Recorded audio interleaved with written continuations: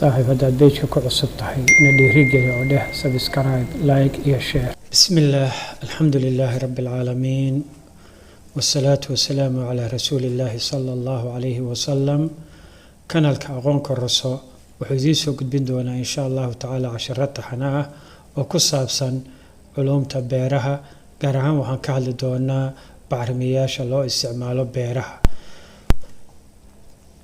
نفقada dhirtu u baahan tahay waxa loo yaqaanaa bacrimiyayaal. waa maxay bacrimiye? bacrimiye waa walxo dabiici ah ama artificial ah oo ka kooban curiyaal kiimikaad oo xoojinaya koriimada iyo wax soo saarka dhirta. curiyaasha ku jira bacrimiyayaasha nafaqada ah ee dhirtu u baahan tahay waxay u qaybsamaan laba qaybood oo kala ah: عناصرta waaweyn ama macronutrient iyo عناصرta yaryar ama micronutrient ama trace element. عناصر waxaan ula jeednaa curiye. haddii aan ka bilowno عناصرta waaweyn ama curiyaasha waaweyn macronutrient waxaa looga baahan yahay tiro badan. waa عناصرta ribnaantoodu geedka dhexdiisa ay ka badan tahay 1000 ppm. 1000 ppm waxaa loola jeedaa 1000 qaybood oo ka mid ah 1 milyan oo qaybood.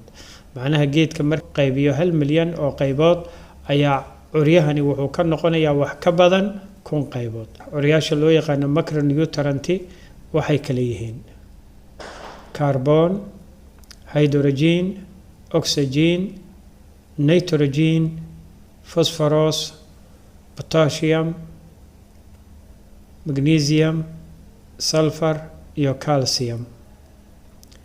curyaasha carbon, hydrogen iyo oxygen curyaashan geedku in ku filan ayuu wuxuu ka helaa deegaankiisa.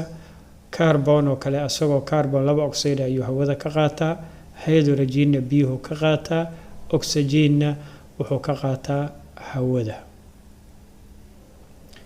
curyaasha ay ka mid yihiin nitrogen, phosphorus iyo potassium geedku wuxuu ka qaataa carrada. curyaashani waa saddexda curyo ugu muhiimsan. muhiimadda ay leeyihiin daraadeedna waxaa la sameeyey ayagoo isku dhisa ama bacrimiyaal ay ku dhan yihiin oo loo yaqaano NPK. mararka qaarkood waxaa badan nitrogenta, mararka qaarkoodna phosphorka, mararka qaarkoodna potassiumta, taas oo ku xiran hadba marxaladda dalagu uu marayo. insha allahu tacaala casharada dambe ayaan ku faahfaahin doonaa. qaybta saddexaad waxaa weeye magnesium, sulfur iyo calcium. kuwani ayaguna waxay ka mid yihiin macronutrient-ga ay ka mid yihiin, laakiin waxaa loo yaqaanaa secondary macronutrient. marka ayaguna ahmiyad ayay leeyihiin, inkastoo sulfurta iyo calciumta labaduba ay aada ugu yaryihiin bacrimiyaasha laga helo dalka. geedka oxygen iyo carbonka wuxuu ka qaataa hawada, hydrogentana wuxuu ka qaataa biyaha, inta kalena carrada ayuu ka soo nuugaa. عناصرta yaryar waxaa loo yaqaanaa micronutrient ama trace element. waxaa looga baahan yahay tiro aada u yar. waa kuwa ribnaantoodu geedka dhexdiisa ay ka yar tahay 500 ppm. 500 ppm. ppm waxaa loola jeedaa party per million, macnaha 1 milyan oo qaybood oo geedka ah ayay عناصرtani waxay ka yar yihiin 500 oo qaybood. waxaana ka mid ah boron, bir ama xadiid, iron, maar ama copper, zinc, manganese, molybdenum, chlorine, nickel. waxaa lagu daraa mararka qaarkood curyaha loo yaqaano cobalt maadaama uu ka qayb qaato sameynta isku dhisyada nitrogen ee carrada dhexdeeda, nitrogen fixation. insha allahu tacaala casharkeena maanta intaasuu ku egyahay.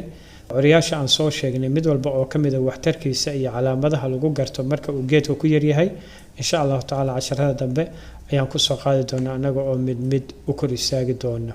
aad baad u mahadsantihiin. wasalaamu calaykum waraxmat ullaahi wabarakaatu.